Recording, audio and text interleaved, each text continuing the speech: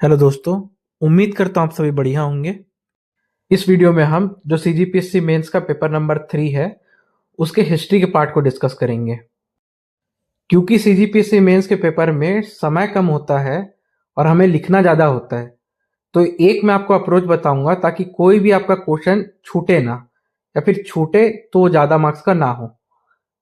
आपको पसंद आए तो वो अप्रोच आप अपना सकते हैं। मैं ये करता था कि जो ज़्यादा मार्क्स के क्वेश्चन हैं उनको पहले सॉल्व करता था, उसके बाद जो जो छोटे छोटे 2-2 मार्क्स के क्वेश्चन है उनको सॉल्व करता था, ताकि यदि छूटे भी तो 2-2 मार्क्स का छूटे, बड़ा क्वेश्चन कोई ना छूटे, उसको मैं अच्छे से पहले लिख लूं ताकि उसमें ज़्यादा मार्क्स मेरा स्कोर हो जाए, और उसके बाद में 2 मार्क्स के क्वेश्चन में आता था। क्योंकि जो 15 मार्क्स के क्वेश्चन है उसमें एक ऑप्शन दिया होता है, आपको दो में से कोई एक टॉपिक सेलेक्ट करना होता है। तो जो पेपर के पहले आपके पास समय होता है उसमें आप सेलेक्ट कर लीजिए कि किस टॉपिक पे आप बेहतर तरीके से रिप्रेजेंट कर सकते हैं। उसके बाद आप स्टार्ट करिए बड़े मार्क क्वेश्चन से जिसमें ज़्यादा मार्क्स मिले, और फिर जो है डिक्रीजिंग ऑर्डर में आप पेपर को सॉल्व करते जाइए। खैर, इस वीडियो को जो है हम सेक्शन 1 से ही स्टार्ट करते हैं। आप कोशिश कीजिए कि आप हर आंसर जो है पॉइंट वाइज और क्लियर लिखें। सेक्शन 1 में पहला जो क्वेश्चन है वो थोड़ा सा इंग्लिश और हिंदी ट्रांसलेशन में डिफरेंट है। हिंदी ट्रांसलेशन में वर्ण व्यवस्था लिखा हुआ है और इंग्लिश में कास्ट सिस्टम। ये जो क्वेश्चन ये मेरे लिए तो नया था, मुझे नहीं मालूम था कि ऐत्रेय ब्राह्मण में कास्ट सिस्टम या वर्ण व्यवस्था के बारे में क्या लिखा हुआ है, लेकिन इस क्वेश्चन को हम एक सिंपल लॉजिक से सॉल्व कर सकते थे। हमने पढ़ा है कि जो ऋग्वैदिक काल है उसमें ऋग्वेद के 10वें मंडल में वर्ण व्यवस्था का उल्लेख है, लेकिन जो कास्ट सिस्टम या जाति प्रथा है वो वैदिक काल से बाद में उत्पन्न हुआ है। वैदिक काल में चातुर्वर्ण का तो उल्लेख है, लेकिन जो है उसमें जातियों का उल्लेख नहीं है। हमने एनसीईआरटी में ये भी पढ़ा है कि जो राजसूय यज्ञ है उसका पहला उल्लेख जो है वो ऐत्रेय ब्राह्मण में किया गया है। और हमें ये भी मालूम है कि ब्राह्मण ग्रंथ का जो उद्देश्य है वो वेदों में जो वर्णित रिचुअल्स हैं उनको क्लियर और सिंपल वे में समझाना है। चलो हम फिर से रिकॉल कर लेते हैं कि ऋग्वेद के जो 2 ब्राह्मण ग्रंथ हैं वो ऐत्रेय और कौशितकी है। यानी जो ऋग्वेद में अगर चातुर्वर्ण मेंशन है तो ऐत्रेय ब्राह्मण में भी 4 वर्ण मेंशन होंगे। तो पहला लाइन ही आप ये लिख लीजिए कि इसमें 4 वर्णों का उल्लेख है। फिर दूसरा, क्योंकि इसमें राजसूय यज्ञ हमको याद आ रहा है कि एनसीईआरटी में हम एक लाइन पढ़े हैं, तो हमको ये समझ में आ रहा होगा कि इस काल तक जो राजा है वो आ गए थे। अब राजा को पूजा पाठ हेतु एक पुरोहित की आवश्यकता होगी। तो दूसरा पॉइंट ये हो जाएगा कि ब्राह्मण और क्षत्रिय की परस्पर निर्भरता या इंटरडिपेंडेंस। तीसरा है, यज्ञों और धार्मिक प्रक्रियाओं के संदर्भ में ही इसमें बात लिखी गई है, इन कॉन्टेक्स्ट ऑफ यज्ञ एंड रिलीजियस प्रोसीजर्स। अब क्योंकि हमें मालूम है कि जाति व्यवस्था जो है वो लेटर वैदिक काल के बाद आती हैं, तो हम इसमें लिख सकते हैं कि रिजिड कास्ट सिस्टम का मेंशन नहीं है। ऐसे 4 जो सिंपल लाइन से आपका ये वाला आंसर कंप्लीट हो जाएगा। आप जो है इसमें कोई सा भी डायग्राम या ड्राइंग नहीं बना सकते तो मत बनाइएगा। दूसरा क्वेश्चन है कि सातवाहन कालीन अमरावती स्तूप की विवेचना करें या discuss the Amravati stupa of Satavahana period. तो अब इस क्वेश्चन के लिए सबसे पहला पॉइंट तो आपको लोकेशन होना चाहिए। आपको मालूम है कि बीच में बात चल रहा था कि आंध्र प्रदेश की राजधानी जो है वो अमरावती को बनाया जाए, तो आप लिखिए लोकेशन जो है कि आंध्र प्रदेश है। इससे जो है 3rd सेंचुरी बीसी से 250 एडी के बीच में फेजेस में बनाया गया है। फिर जो इसका करंट स्टेटस है वो रूइंस या भग्नावस्था में है। अमरावती स्तूप के साथ एक महान हिस्टोरियन का नाम जुड़ा है, वो है कॉलिन मैकेंजी। तो कॉलिन मैकेंजी ने इसे हिल ऑफ लाइट्स या दीपल दीमा कहा है। इन लाइंस के साथ आप छोटा सा भारत का मैप भी बना सकते हैं और उसमें आंध्र प्रदेश और अमरावती को दिखा सकते हैं। इससे आपका थोड़ा सा मार्क जो है बढ़ जाएगा। अगला जो क्वेश्चन है वो है कि सिंधु घाटी सभ्यता का समकालीन विश्व के साथ व्यापारिक संबंधों का वर्णन कीजिए या discuss the trading relation of Indus valley civilization with the contemporary world. अब जैसे हम इंडस वैली सिविलाइजेशन के बारे में सुनते हैं, सबसे पहला चीज जो हमारे ध्यान में आता है वो है कि वहां पे जो है एग्रीकल्चर जो सरप्लस था प्रोडक्शन, इसीलिए वहां पे ग्रेनरी बनी हुई थी, मोहनजोदारो में भी और हड़प्पा में भी। फिर याद आता है कि वहां मनका बनाने के कारखाने थे या कार्नेलियन बीड्स के जो है फैक्ट्री थे। फिर याद आता है कि लोथल में जो है गोदीबाड़ा था या डॉकयार्ड था। पहला लाइन जो है आप ये मेंशन करिए कि किन किन देशों के साथ इनके जो है व्यापारिक संबंध थे। तो उसमें जो कॉन्टेम्पररी जो सिविलाइजेशन था वो है मेसोपोटामिया, उसको मेलुहा भी कहते थे इन लोग। बहरीन को बोलते थे दिलमुन, ओमान को कहते थे मकान। आपको याद आ रहा होगा कि इनकी जो है ट्रेडिंग एक बस्ती हुआ करती थी या कॉलोनी, शोरतगुई करके अफगानिस्तान में, तो इसको मेंशन करिए। फिर याद आ रहा होगा कि वो जो जेड जो है वो इंपोर्ट करते थे पर्शिया से, तो आप पर्शिया को मेंशन करिए। दूसरे पॉइंट में मेंशन करिए कि ये एक्सपोर्ट क्या करते थे। तो हमें मालूम है कि सिंधु घाटी सभ्यता को सिंडन भी कहा जाता था, क्योंकि वहां पे कॉटन का प्रोडक्शन होता था। तो कॉटन टेक्सटाइल ये एक्सपोर्ट करेंगे, एग्रीकल्चर प्रोडक्ट ये एक्सपोर्ट करेंगे, और मनका बनाने की कारखाना थे यहाँ पे, इसलिए कार्नेलियन बीड्स भी एक्सपोर्ट करेंगे। इनके इंपोर्ट्स में आप सुने होंगे कि लेपिस लाजुली करके एक सब्सटेंस था, सिल्वर मंगाया करते थे, टिन मंगवाया करते थे, जेड ये पर्शिया से मंगवाते थे, तो इसको आप मेंशन करिए। अगला लाइन आप मेंशन करिए क्योंकि यहाँ पे कुछ सिक्कों का प्रचलन नहीं था, सिर्फ सील या मुहर पाई जाती थी, और जो है बार्टर सिस्टम या वस्तु विनिमय से इनका व्यापार चलता था। अब लोथल में क्योंकि डॉकयार्ड या गोदीबाड़ा मिला है, तो आप चौथा लाइन ये मेंशन करिए कि ये लैंड रूट से भी ट्रेड करते थे और सी रूट से भी ट्रेड करते थे, यानी जल और थल दोनों मार्ग का उपयोग करते थे। इस क्वेश्चन में अगर आप चाहें तो इंडस वैली सिविलाइजेशन का छोटा सा मैप बना सकते हैं। आप भारत और बगल वाले पाकिस्तान का मैप बनाइए और उसमें इंडस वैली सिविलाइजेशन को दिखा दीजिए। चाहे तो उसमें लोथल का भी एक पॉइंट दिखा दीजिए, या ट्रेड और एक्सपोर्ट इंपोर्ट के लिए साइन का प्रयोग कर सकते हैं। अगला क्वेश्चन है कि सल्तनत काल में बरीद मुमालिक क्या होता था। तो बरीद मतलब अरबी में कहा जाता है पोस्ट या चिट्ठी को, और मुमालिक बोलते हैं देश को। तो बरीद मुमालिक दिल्ली सल्तनत के दौरान खुफिया और जासूसी विभाग का प्रमुख हुआ करता था। दूसरे पॉइंट में लिखिए इसके कार्य क्या क्या थे। तो कार्य थे जासूसों का प्रबंधन करना एवं सुल्तान को जो देश के हालात थे उससे सूचित करना। अगला क्वेश्चन है कि सालबाई की संधि का महत्व क्या है। तो इसमें पॉइंट वाइज आंसर लिखिए। पहला तो है शांति स्थापित हुई, 20 साल तक जो है आंग्ल और मराठाओं के बीच में शांति स्थापित रही। दूसरा पॉइंट लिखिए क्षेत्रीय महत्व का या टेरिटोरियल इंपॉर्टेंस का, कि ब्रिटिश को इस जो संधि के तहत साल्सेट आइलैंड यानी जो आज का बॉम्बे है उसका, और ब्रोच या भड़ूच जो गुजरात में है उसका स्वामित्व प्राप्त हुआ। तीसरा पॉइंट ये लिखिए कि रणनीतिक महत्व था या स्ट्रेटेजिक इंपॉर्टेंस। इसमें जो हुआ था कि जो मैसूर के हैदर अली थे शासक, उनको मराठाओं के साथ कोई संधि करने नहीं दिया गया, उनको अलायंस फॉर्म करने नहीं दिया गया, जिससे जो है वो अलग थलग पड़ गए और अंग्रेज जो है आसानी से उनको हरा के अधिकार कर लिए। खैर जो अधिकार है वो टीपू सुल्तान के समय में हुआ था, हैदर अली के समय में नहीं, लेकिन मतलब रणनीतिक इसका महत्व वही है कि मैसूर जो है रियासत वो अलग थलग पड़ गई थी।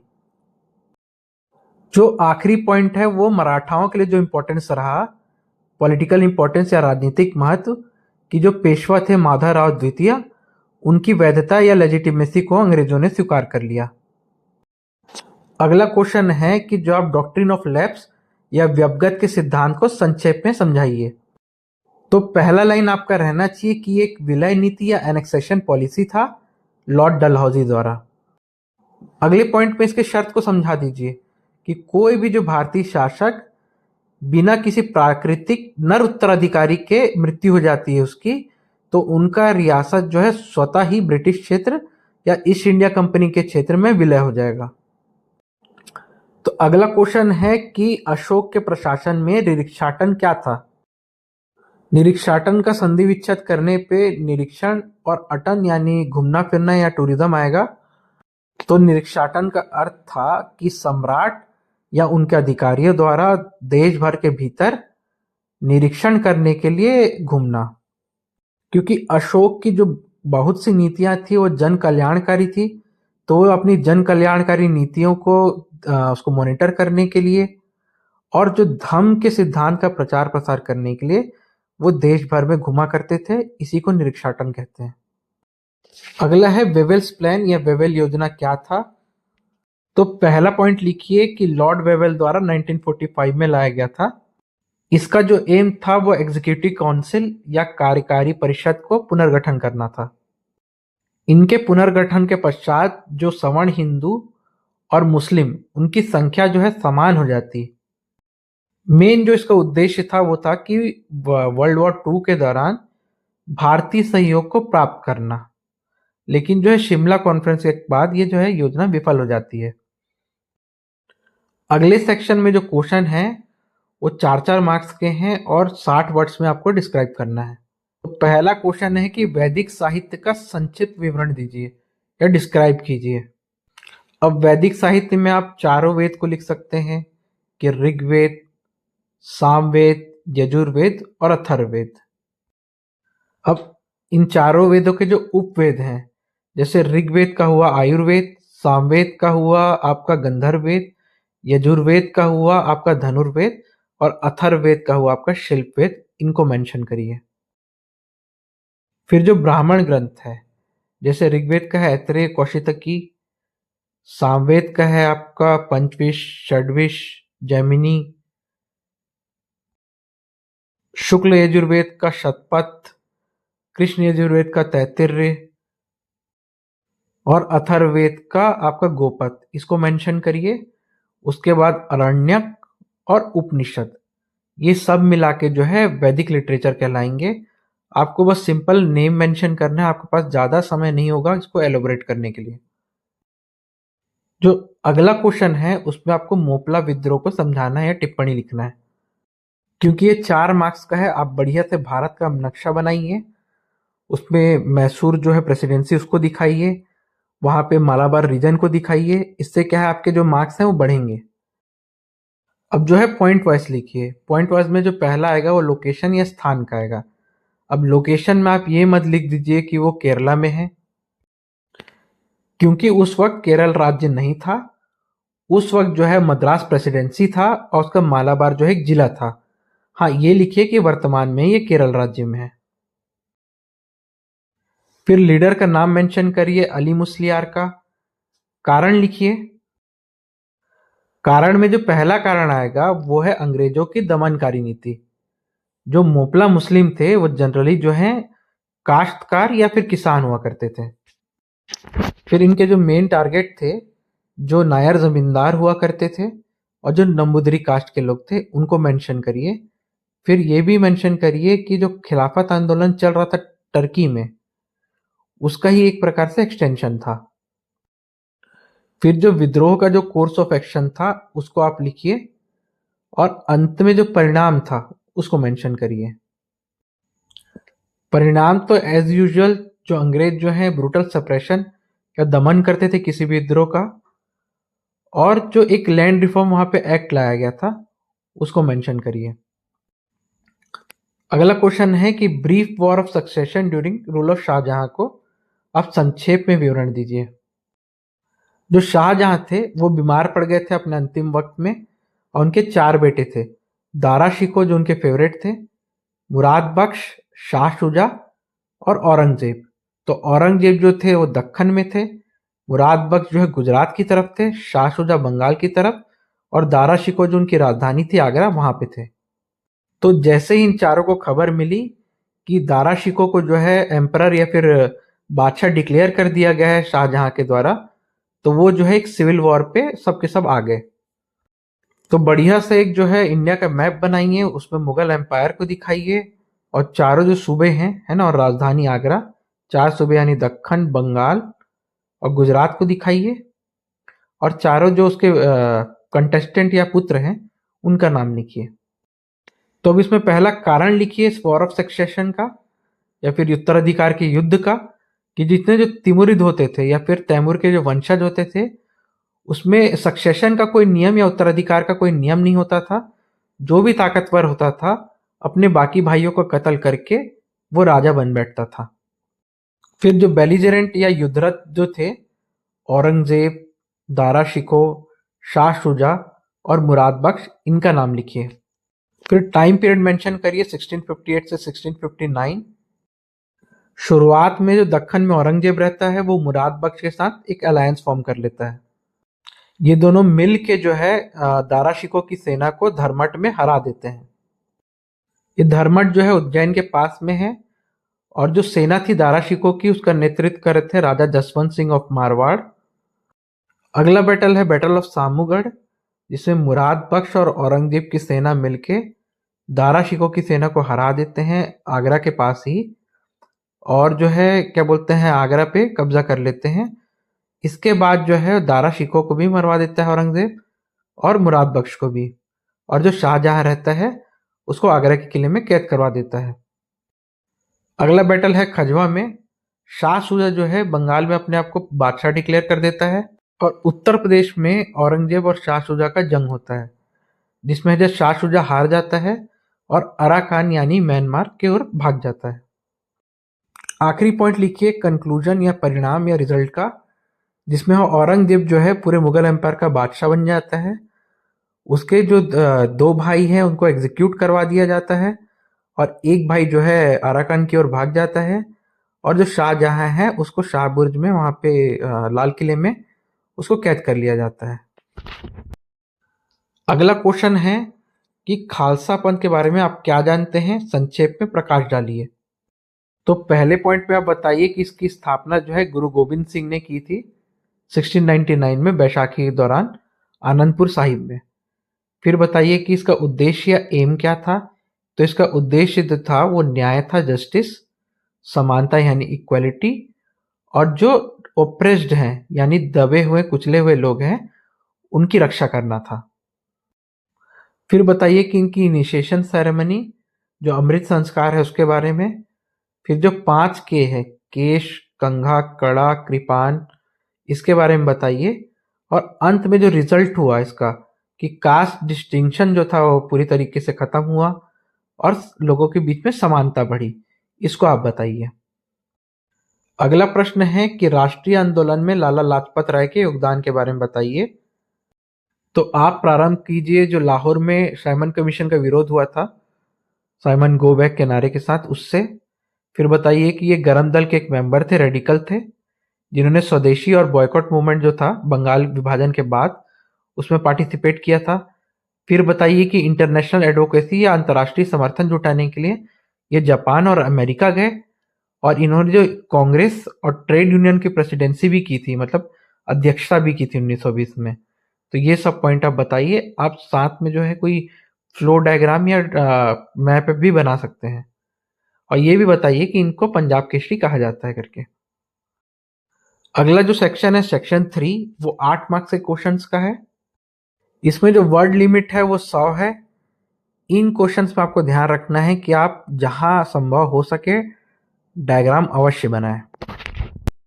पहला प्रश्न है कि गुप्त काल को प्राचीन भारतीय इतिहास में स्वर्ण युग क्यों कहा जाता है। तो आप जो है पहले जो है भारत का नक्शा बनाएं, और उसमें जो गुप्ता एम्पायर है उसको दिखाने की कोशिश करें। पाटलिपुत्र को दिखाएं, विदिशा को दिखाएं, उज्जैन को दिखाएं।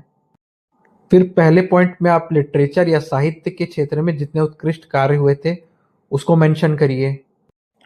कालिदास जी की रचनाओं को लिखिए कि अभिज्ञान शाकुंतलम, विक्रमोर्वशीयम, मालविका अग्निमित्रम। फिर शूद्रक जी की रचना लिखिए, एक मृच्छकटिकम। हरिसेन कृत जो प्रयाग प्रशस्ति है उसको मेंशन करिए। विष्णु शर्मा जी द्वारा लिखा जो पंचतंत्र था उसको मेंशन करिए। अमर सिंह ने डिक्शनरी लिखी थी अमर कोश, उसको मेंशन करिए। विशाख दत्त की मुद्रा राक्षस, उसको मेंशन करिए। अगले पॉइंट में आर्किटेक्चर या वास्तुकला में दशावतार मंदिर को मेंशन करिए। जो म्यूरल पेंटिंग थी अजंता की वो भी बहुत सारी जो है गुप्त काल में बनी हुई थी। फिर जो मेहरौली का जो सबसे फेमस नॉन रस्टिंग पिलर है ना, उसको मेंशन करिए। फिर मूर्ति कला में जो सुल्तानगंज की बुद्ध प्रतिमा है उसको मेंशन करिए। रिलीजन में मेंशन करिए कि जो हिंदू धर्म जो अभी हम जिस स्वरूप में देखते हैं वो उसका उद्भव उसी वक्त हुआ है। आर्यभट्ट ने गणित, एस्ट्रोनॉमी, इनके क्षेत्र में अच्छे अच्छे कार्य किए, उत्कृष्ट कार्य किए। आर्यभट्टियम लिखी, ये सब उसमें मेंशन करिए। वराहमिहिर भी इसी काल में जो है उनका रचना की थी बृहत संहिता की, उसको मेंशन करिए। अब लिटरेचर में, साइंस में, मैथ्स में, एस्ट्रोनॉमी में, आर्किटेक्चर में, फिर आर्ट में जो इतने उत्कृष्ट कार्य हुए, इस वजह से जो है गुप्ता का एज जो था वो इंडियन हिस्ट्री का गोल्डन एज था। सर्वाधिक जो स्वर्ण मुहूर्त इसमें यहाँ पे इन्होंने प्रचलन में लाए। इससे साफ पता चलता है कि इनकी इकोनॉमी भी बाकी डायनेस्टी के कंपैरिजन में काफी बहुत उत्कृष्ट रही होगी। अब अगला जो प्रश्न है कि सल्तनत काल में जो मुद्रा प्रणाली थी उसकी विवेचना करना है। अब पूछा है मुद्रा प्रणाली या मॉनेटरी सिस्टम का। आप इसमें राजस्व प्रणाली, टैक्सेशन, ये सब जो अमूमन हम पढ़ते हैं उसको मेंशन मत करना। मुद्रा प्रणाली में ये मेंशन करना कि सबसे पहले जो सुव्यवस्थित सिक्का प्रणाली था, जैसे सोने के दिनार, चांदी का टंका और तांबा का जीतल, ये सब इन्होंने प्रचलन में लाए थे। चाहे तो इल्तुतमिश का नाम भी लिख सकते हैं। फिर आप बताइए कि इसमें सुल्तान का नाम अरबी में लिखा जाता था और इस्लामी शिलालेख। फिर बताइए कि मोहम्मद बिन तुगलक ने कैसे जो है सांकेतिक मुद्रा चलाई थी और जो कि विफल रही। फिर आप ये बताइए 5वें पॉइंट में कि इससे कर संग्रह को बढ़ावा मिला और आर्थिक एकीकरण हुआ। फिर आप दारुल ज़र्ब या जो ऐसे शहर होते थे जहां टकसाल हुआ करती थी उसको मेंशन करिए। ये सब मेंशन करके आप जो है एक मध्यकालीन भारत का एक अच्छा सा मैप बनाइए। अच्छे मार्क्स अवश्य मिलेंगे आपको। अगला जो सेक्शन है, सेक्शन नंबर 5, वो 15 मार्क्स के क्वेश्चन है और इसमें वर्ड का लिमिट है वो 175 है। मैंने वीडियो की शुरुआत में आपको बताया था कि आप पेपर से पहले ही इन्हें सेलेक्ट कर लें कि किस टॉपिक पे आप अच्छे से रिप्रेजेंट कर सकते हैं। इसमें पहला क्वेश्चन है कि describe the major changes that took place from early Vedic period to later Vedic period, यानी उत्तर वैदिक काल तक हुए मुख्य परिवर्तनों का वर्णन कीजिए वैदिक काल से। तो आपने समाज शास्त्र या सोशियोलॉजी में भी पढ़ा होगा कि हर समाज या सोसाइटी वो सिंपल से कॉम्प्लेक्स की ओर बढ़ता है। तो बस इसी लॉजिक से आप पॉइंट लिखिए। ऋग्वैदिक काल में जो प्राचीन आर्य थे वो एक लिमिटेड जगह एक में रहते थे, सब सिंधु प्रदेश में। उत्तर वैदिक काल तक इनका जो है विस्तार हुआ। विस्तार के साथ साथ जो नई भूमियां थी वो इनके अधीन आई। शुरुआत में ये जो जम्मू कश्मीर और पंजाब, जिसे सब सिंधु कहा जाता है, वहां तक कन्फाइंड थे। वहां ये जो है चरवाहा मतलब पेस्टोरिज्म का काम किया करते थे। धीरे धीरे इनका जो प्रसार है वो है दक्षिण और पूर्व की ओर होते गया। तो उत्तर प्रदेश और बिहार ऐसी जगह उनके अधीन आई जो उस एरिया के मुकाबले अधिक ट्रॉपिकल यानी गर्म थी, जहां कृषि जो है वो इजीली हो जाता।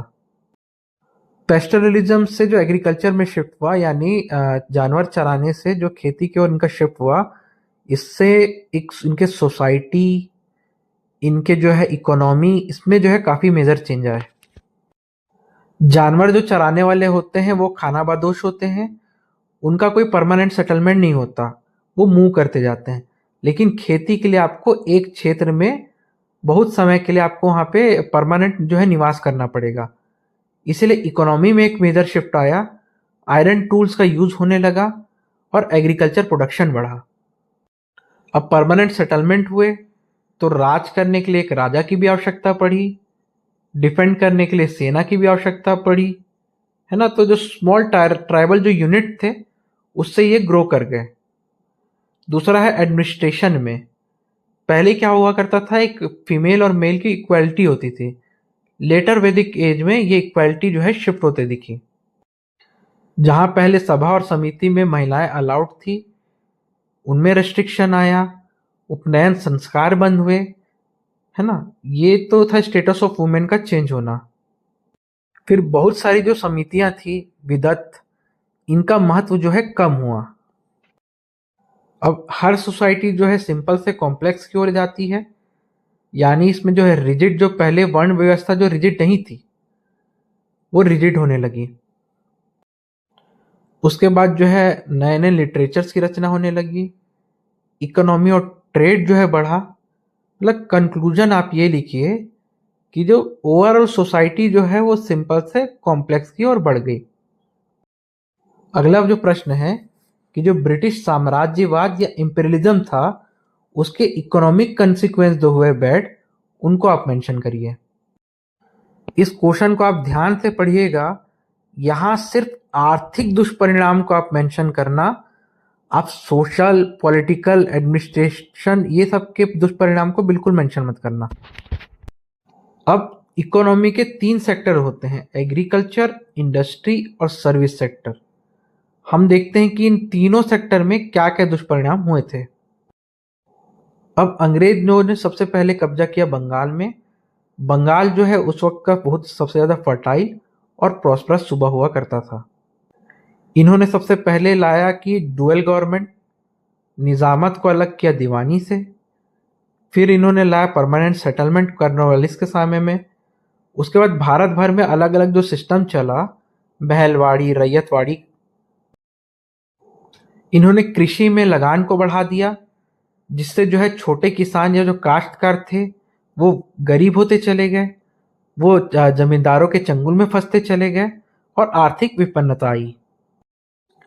बिहार में कई जगह इन्होंने जबरदस्ती जो है नील की खेती करवाई, अफीम की खेती करवाई, जिससे जो है आर्थिक विपन्नता बढ़ते चली गई। इसके बाद आप औद्योगिक क्षेत्र या इंडस्ट्रियल सेक्टर को मेंशन करिए। इंडिया एक समय में दुनिया का एक मेजर जो है एक्सपोर्टर हुआ करता था। वो चीजें निर्यात करता था, ना कि आयात।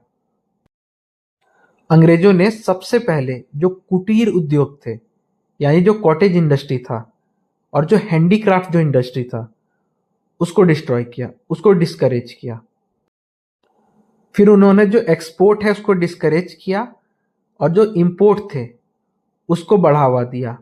मैनचेस्टर्स की मिल से टेक्सटाइल यहाँ भारत आता था। सुई से लेके जहाज तक ब्रिटेन से ही यहाँ पे भारत में इंपोर्ट किया जाता था, जिससे जो है आर्थिक विपन्नता है वो बढ़ते चली गई, जिससे जो है ट्रेड डेफिसिट या जो व्यापारिक घाटा बोलते हैं वो यहाँ भारत में पैदा हुआ। तीसरा सेक्टर जो है सर्विस सेक्टर, जो लोगों के स्किल पे डिपेंड करता है। अंग्रेज जो भारत में एक बाबू या क्लर्क चाहते थे, उनका जो एजुकेशन सिस्टम था वो उसी के लिए ही डिजाइन किया गया था। स्किल डेवलपमेंट के क्षेत्र में भी भारत में कोई मेजर कार्य नहीं हुए, इसलिए जो सर्विस सेक्टर भी जो भारत का काफी प्रभावित हुआ। जितने जो प्रशासक थे, जो ब्यूरोक्रेसी थी, वो रहते थे लंदन के, वो रहते थे ब्रिटेन के। उनकी जो सैलरी है वो चार्ज किया जाता था भारतीय रेवेन्यू पे। इवन उनके जो पेंशन, जब वो यहाँ भारत को छोड़ के ब्रिटेन वापस चले जाते थे, तो भी पेंशन जो है वो इंडियन रेवेन्यू से ही उनको दिया जाता था। इससे यहाँ जो है ड्रेन ऑफ वेल्थ क्रिएट हुआ और जो तीनों सेक्टर होते हैं इकोनॉमी के, कृषि, उद्योग और सेवा, वो बुरी तरीके से प्रभावित हुए। यहाँ आर्थिक असमानता या इकोनॉमिक इनइक्वालिटी बढ़ी और आर्थिक विपन्नता या पॉवर्टी बढ़ी और ड्रेन ऑफ वेल्थ जो है भारत से ब्रिटेन की ओर हुआ। इतना सब लिखने के बाद एक बढ़िया सा आप जो है ब्रिटिश इंडिया का मैप बना दें। इसमें जो है काफी आप अच्छे मार्क्स स्कोर कर लेंगे। ड्रेन ऑफ वेल्थ में आप दादा भाई नारोजी के नाम और उनकी किताब का मेंशन जरूर करिएगा।